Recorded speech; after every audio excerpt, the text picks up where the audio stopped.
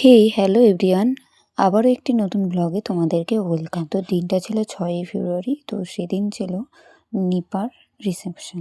আর হ্যাঁ, ভিডিওটা শুরু করার আগে বলো আমাকে কেমন লাগছে সেটা কমেন্টে অবশ্যই জানিও। আর মেয়ে মানে সাজতে অনেকটা টাইম লাগে, তো আমারও অনেকটা টাইমই লেগেছিল সাজতে। এরপর সেজেগুজে আমি আর আমার হাজবেন্ড মিলে বেরিয়ে পড়লাম রিসেপশনে যাওয়ার উদ্দেশ্যে।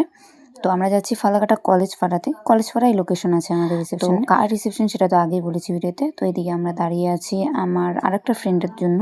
তো ওরা বাড়ি থেকে বের হয়েছে, তো একটু টাইম লাগবে আসতে, সেই জন্য আমরা দাঁড়িয়েছিলাম। এরপর এদিকে দেখতে দেখতে ওরা চলে আসলো। এদিকে ওর হাজবেন্ড আর ওর ছেলে নিপার রিসেপশনে। নিপাকে তো পুরো লক্ষ্মী ঠাকুরের মতোই লাগছে।